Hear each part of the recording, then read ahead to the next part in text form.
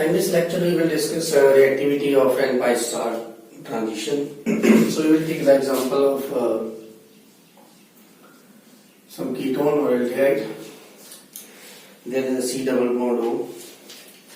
So here these are the electrons present in non-bonding electron. These are n electrons, and these are n electrons. Okay, and these are the, you can see, pi electrons, and these are the, you can see, sigma electrons. So non-bonding electrons are more reactive than pi star. So non-bonding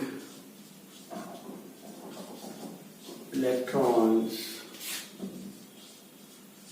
are more reactive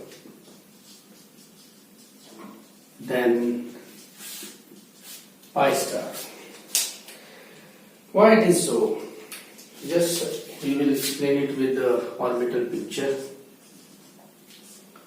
So this is your ketone group, and here is a bond formed, that is a pi.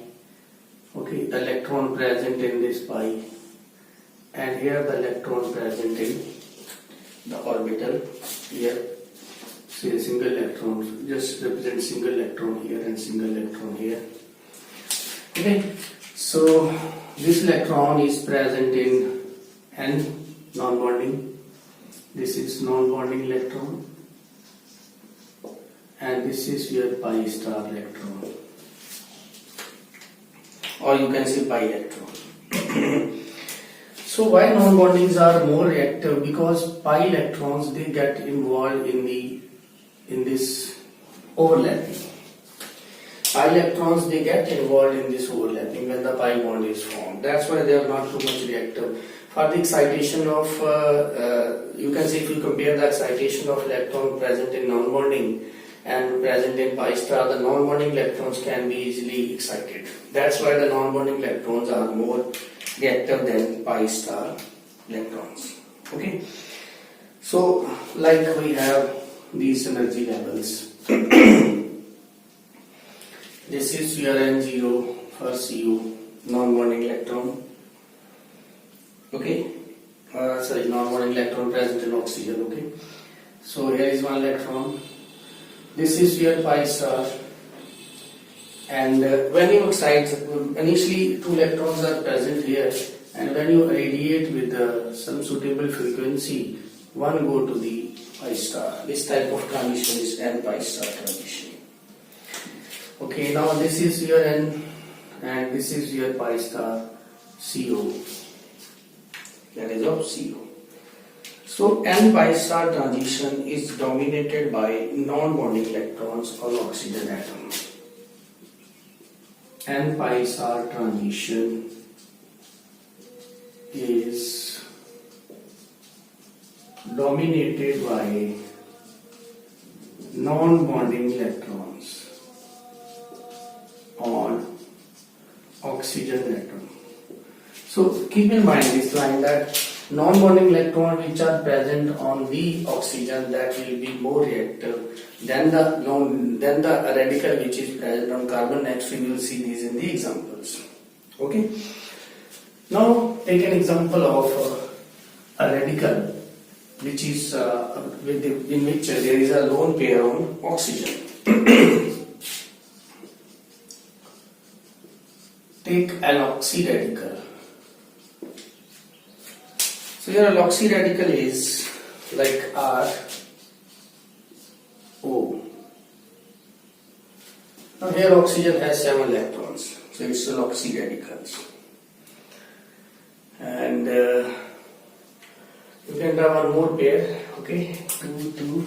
Okay, this 2, 2 plus 2 plus 2 plus 1. This is your radical, and electron is in N, non-bonding, that is present on oxygen. So this alloxy radical undergo various reactions. Like this alloxy radical may take electron from the N non-bonding, may take non-bonding electron. It may take pi, electron from pi or it may take electron from sigma. Because it is a radical, it required one electron, so it can get its electron from n, can get its electron from pi, or can get its electron from sigma. Keep in mind, when you do the example, so you will see that this, when the radical is produced due to photolysis, that radical, what to do with that radical, we have to transfer the electron from either the n orbitals or from the pi or from the sigma. Let's see the examples. Suppose we have a alkoxy radical and we combine it with a triethylamine. So there is just electron transfer from here to here. An alkoxy radical that get electron exchanges to negative charge, it become alkoxy anion, and hydrogen give one electron, so it get positive charge. This is a simple redox reaction. Gain of electron, loss of electron. Gain of electron, reduction, loss of electron, oxidation. So this is just a redox reaction. That if alkoxy radical gets some species which has a lone pair, it can get electron from there to complete its octet. Second is this alkoxy radical, when we treat with some alkane system, double bond system. So what to do? It can take out pi electron. Okay. I see now this radical can take out an electron, can take pi electron. Now it will take pi electron. Here it will take it to the n electron. So this is the pi electron. Here there are two electrons in this bond. So one electron it will take to form a bond with one of the carbon. And other carbon get a radical. We are using this arrow because there is a shift of single electron. This is sickle arrow. We are using this sickle arrow. What product is formed here? Is a R O C. The bond is formed between C. Okay. O has a complete octet. It has 8 electron. You can see. And this carbon has 2 bond. Second carbon has bond like this, and it get a radical here. So this type of reaction that is used in polymerization. When you do the polymerization of ethene to get polyethene, you can use this alkoxy radical as an initiator. So this alkoxy radical can be used as initiator in polymerization reactions. So this is the second type. Third type I will write here. In third type we have again this alkoxy radical. So this is your 1, this is your 2. Now we are moving to 3. RO. This is again alkoxy radical. And we are adding some alkane like this. This is simple alkane. Now the hydrogen abstraction take place. Means now this oxygen will take sigma. This is a sigma bond. Okay. And then now it's taking a sigma electron. So it changes to ROH. Completing it off octet and producing new radical. So this is called inter-abstraction. You can say it is inter-hydrogen abstraction. There is 2 types of hydrogen abstraction, that is inter and intra, that we'll discuss later on. Okay. So this type of transitions are possible. When you take any alkoxy radical, so these type of transitions are possible. That alkoxy radical is the electron deficient species. It can take electron from non-bonding, it can electron from pi, or it can electron from sigma. So here the alkoxy radical take electron from non-bonding, here it take electron from pi, or here it electron take from the sigma. So these are the 3 transitions that we will use in various reactions. Okay, so do it very carefully and keep in mind these simple things. Next is suppose we take another alkoxy radical. like R, O, R, like this. This is another type of alloxy radical. This is also alloxy radical. Okay.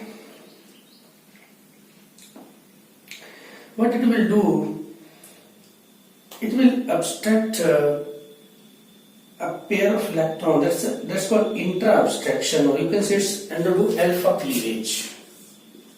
It undergo alpha cleavage is very important term in photochemical reaction. How the alpha cleavage is possible here? And this single electron, there are two electrons of this sigma bond. One electron moves here, okay, and this electron moves here, and this electron moves here. So this bond gets breaked. So this is alpha carbon. So that's called alpha cleavage. What you get?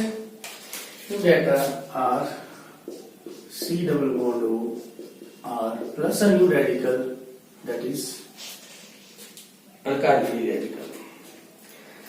So this type of reaction is also possible. Okay. So these are the different fate of, you can see the fate of alloxy radical. When the alloxy radical is there, what it can do. Now we will apply these to some simple ketones. Suppose we start with the ketone.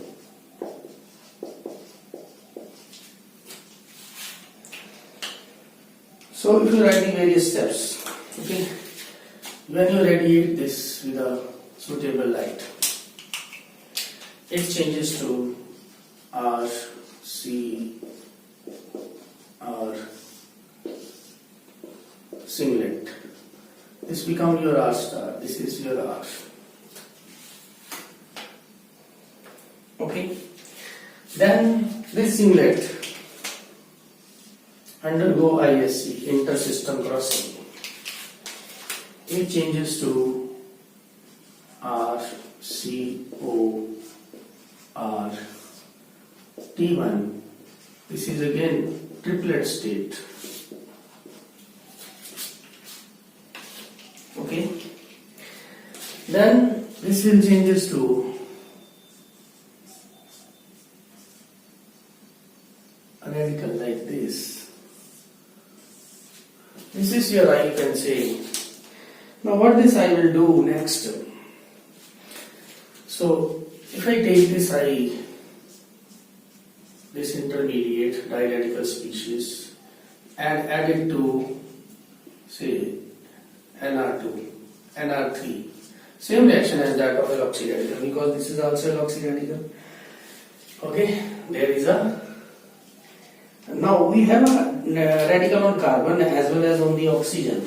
So which is more reactive? You see that the non-bonding electron present on the oxygen, that is dominating here. That we have discussed in the start of this lecture, that the electron which is present over oxygen, that is more reactive. So that will abstract one electron from here. Okay, this is alloxy. All the these four electrons are also there. So that's not shown over there, but it's just like the previous one. R, C, O get negative charge, and NR3 with one electron get positive charge. Same reaction as that of alloxy. Okay. So this is electron abstraction reaction. Electron transferred from any non-bonding electrons to oxygen. Second action related to this is when we have this radical. Now I am going to add a double bond system. Now what will be the reaction? There are two electrons, so one electron form a bond with this oxygen, one will move towards the other. Because oxygen is more reactive, this electron will not participate in this reaction in the initial step. Okay, so it changes to R dot here, oxygen, C, like this. or you can write it another way, that there will be a radical, no? There will be radical. You can write it another way. How to write it? So write it like this: R, there is O, is a radical. So this is 1,4 diradical. See it carefully. So addition of, this is a reaction of alloxy, you can say this radical to double bond system, and we get here is a 1,4 diradical. This is your I. 1,4 diradical is your I. Then this diradical undergo further reactions that we will discuss later on by taking the examples. This may undergo hydrogen abstraction. This radical may abstract hydrogen from here or from here, and this radical may abstract hydrogen from here or here.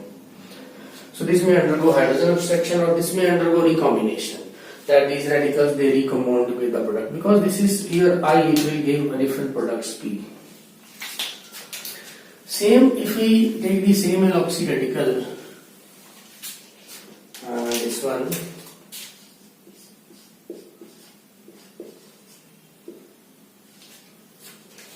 and add it to some alkane, it will abstract alpha, hydrogen abstraction. So these are sigma electrons, so it form a bond, take a hydrogen, and radical is produced, like we get OH. So similarly, these species also undergo the same three reactions. Either this oxygen will take the electron from non-bonding, or whether it is take the electron from pi system, or whether it is electron take from the sigma. So these are the three possibilities, that some alloxy free radical or radical that take out the electrons from the sigma or non-bonding or pi electron. One more thing here, there is also alpha cleavage take place. That I already done that. Alpha cleavage also take place. If there are three groups attached to this, suppose we have a alloxy like this. Okay, so there may be alpha cleavage take place. This bond may cleave, forming a bond like this, and it produces a ketone here. So that's alpha cleavage that we discussed earlier. Now let's take one example and find the number of products formed. Keeping in mind all these things, that how the R changes to R star, then it changes to R star triplet. So the reaction is, so we start with this acetone, adding it to isopropyl alcohol.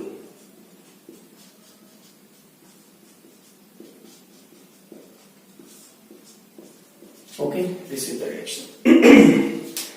So we will write all the products formed in this reaction. First step is, when you fall a light on it, it changes to this. This is your singlet, S1. Intersystem crossing, it will give you T1. You can represent it in radical way also. Okay, you can put radicals also. Now this T1 state that undergo, now you are taking this T1 state, it will undergo hydrogen abstraction from isopropyl. Just draw the isopropyl to H, C, H3, and same here. This is your isopropyl alcohol. Now, hydrogen abstraction, intermolecular hydrogen abstraction, this radical O that will take out the hydrogen from that. It cannot accept sigma non-bonding electron. It cannot take out the pi because pi system is not there. So only option is that it can abstract hydrogen, or you can say the electron transfer from some sigma bond to that this oxygen. Because out of this O and C radical, O is more reactive. Because electron present in non-bonding of oxygen, they are more reactive. They are always dominating. So how it is going to abstract the proton? From where it will abstract the proton? There are three types of protons. This is A, this is B. All these three and these three are B, and this is your C.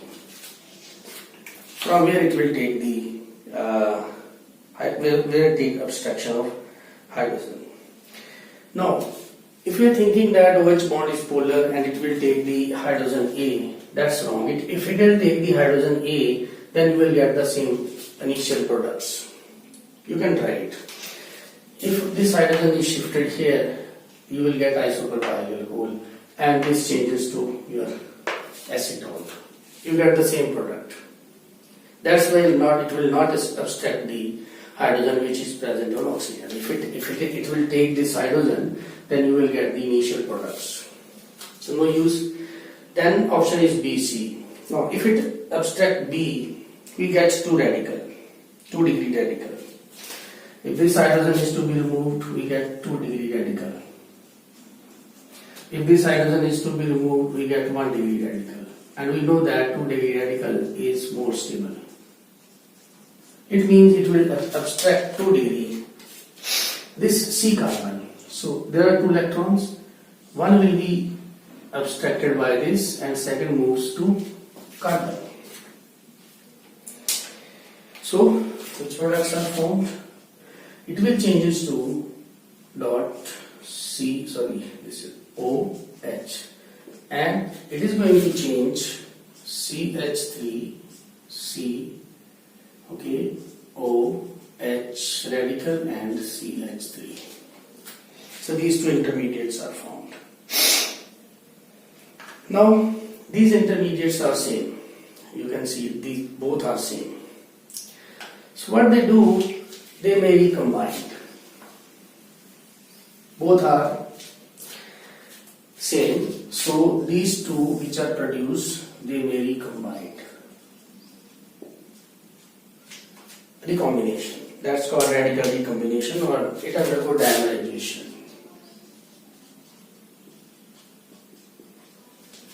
When it undergo dimerization, you get this product.